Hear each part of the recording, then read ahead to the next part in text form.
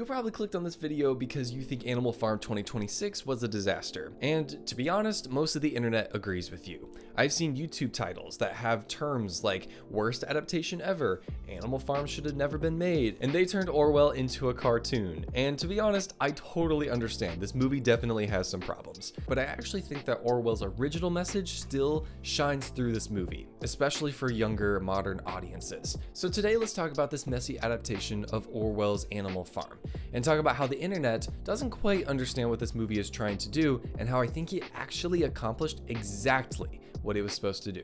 I hope you guys enjoyed today's episode of Cut the Crap.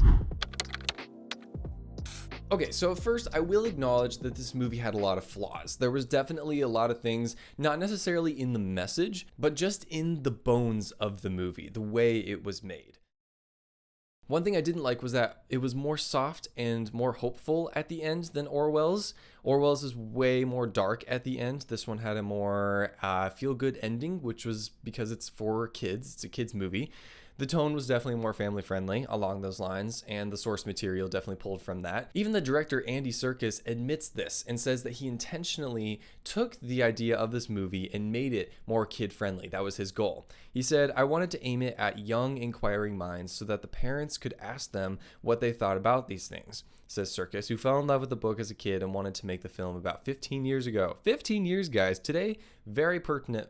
Very, very pertinent. And this is from AOL.com. Basically what he's saying is I want to help kids understand the book itself and why it was created. If kids aren't going to read these books anymore, I want to help kids understand these things. It's a very noble purpose. It wasn't a perfect film and definitely not praiseworthy for the special effects or the animation. It was actually very generic and the pacing was really uneven. Guys, they used a lot of fade cuts. If you've watched the movie, like it'll fade down and then fade back up. It wasn't great. I don't like the way that they split up the plot. It felt very choppy. It was hard to really get into the story early on, and I think that actually didn't help later on. I have a whole review on Letterboxd. You can go check it out. The last point I want to make is that Orwell's window scene, where the main character looks through the window and sees the pigs who have started to party with humans, and he can't tell which one is pig and which one is human, which is a very chilling scene. And that does happen in the movie, but it happens at like the climax of the plot, not the end.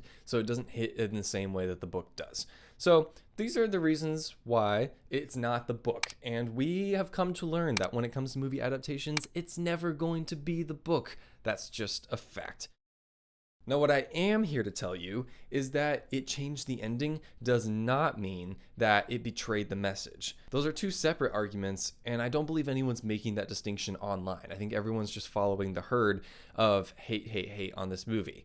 I don't think it deserves that much. This is literally the description on Rotten Tomatoes. So as I'm building my point, let's start on Rotten Tomatoes and the description of this movie. It reads, Animal Farm traces how a movement for equality is systematically corrupted. Watch the wording there. As the pigs consolidate control, truth is erased, dissent is crushed, and the farm descends into a ruthless dictatorship. Look, Animal Farm never attacked socialism. It showed how power corrupts over time. That has always been the theme of George Orwell's Animal Farm book, and that was honestly the theme of this movie as well. One of the biggest things that people had against it was the fact that it attacked capitalism as well, and we're seeing a lot of the younger generation attacking capitalism and thinking that socialism is better. So people were like, oh no, it's going to say that capitalism is bad and socialism is good, and kids are going to listen to that message. I don't think that was the point. I don't think that was I think we're missing the point. This is the description under Goodreads, just proving that point. It reads, when Animal Farm was first published, Stalinist Russia was seen as its target. Today, it is devastatingly clear that wherever and whenever freedom is attacked, under whatever banner, the cutting clarity and savage comedy of George Orwell's masterpiece have a meaning and message still ferociously fresh. It's not just socialism. It's all systems. All systems can be corrupted. And you may be thinking to yourself, I watched it. It's not in the movie. I would also argue against that as well. The corruption arc is intact. Napoleon starts as an idealist and he becomes an actual tyrant by the end of the movie. The propaganda machine is still intact. The truth gets rewritten. Slogans get changed. That was a huge part of the plot.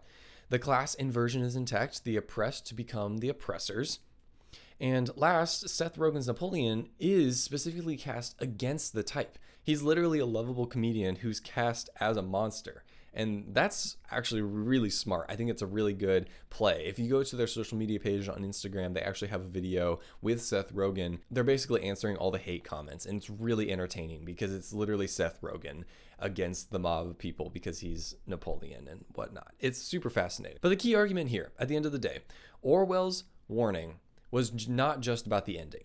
The ending is the punctuation mark. The warning is in the 90 minutes leading up to that. And those 90 minutes, by all accounts, are largely present in this film. So it's the path of corruption that we need to talk about. It's not the end result, it's the path of corruption. That was the goal of Andy Serkis. And we're here talking about it. So I think he actually won at the end of the day. But this was only affirmed after they released the trailer, which got a lot of negative reviews by critics. Critics actually destroyed this movie early on. And Angel Studios geniusly took all that bad press and used it against the mob. They were basically making the point that the people who are giving all these reviews, saying how it's so bad, how it's going to promote socialism and communism, it actually turned that argument against them, saying that now they are the mob, they are the horde that everyone is centering around. That's groupthink now. And that's genius. That is exactly what the point of the movie was. Somebody in Angel Studios understood Orwell's allegory well enough to turn that bad press into meta commentary on the movie. This is the most self-aware thing I've seen from a studio. This is why I love Angel Studios. At the end of the day, they are wonderful. They understand the message well. That is why their movie delivered this message. Now the people who are commenting on this stunt are the joke. They are literally living out the commentary. And I think we need to check ourselves at the end of the day too. I'm not just ripping into critics all day long. I'm saying we need to be careful about what we say. Are we saying it because the mob said it, or are we saying it because we actually think it and know why we are saying it? So here's why I'm defending this movie, and here's why I think you guys should give it one more chance. Because one, this movie was never made for people my age. If you're watching this and you're about 2022, it's not for you. It's for kids and families. This is for kids who have never read the book.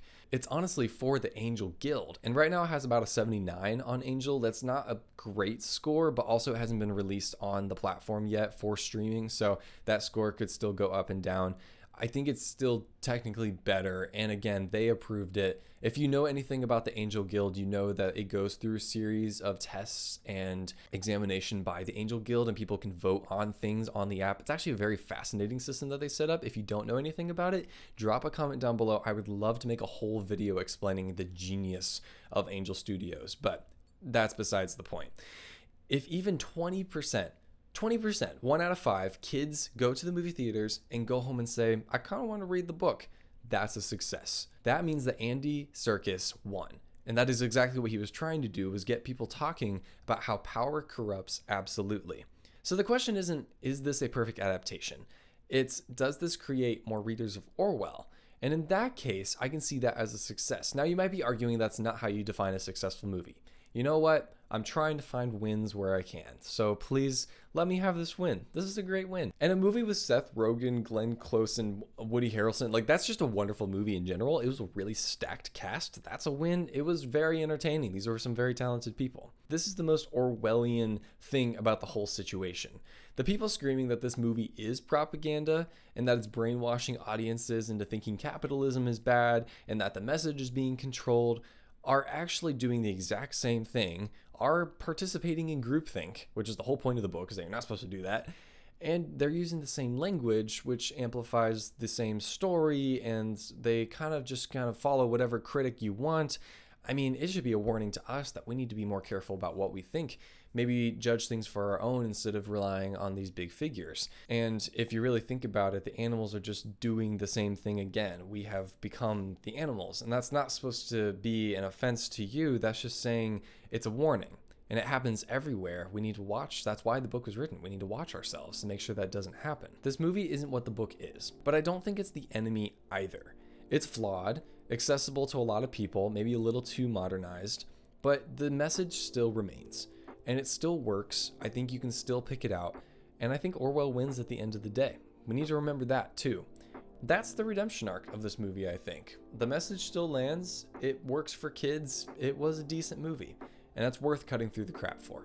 Thank you so much for watching today. I really appreciate it. If you liked this video, I'd appreciate if you shared it with a friend, liked it, because that helps the algorithm, because the algorithm is stupid, and subscribed. That would really help as well, so then you can see more content just like this. My name is Ethan Wood. We cut through the noise and dissect movies today that are in theaters, that are coming out soon, kind of talk about the cultural implications behind them, try to ask a lot of questions. That's the goal. So if you like that type of content, I'd really appreciate a subscribe.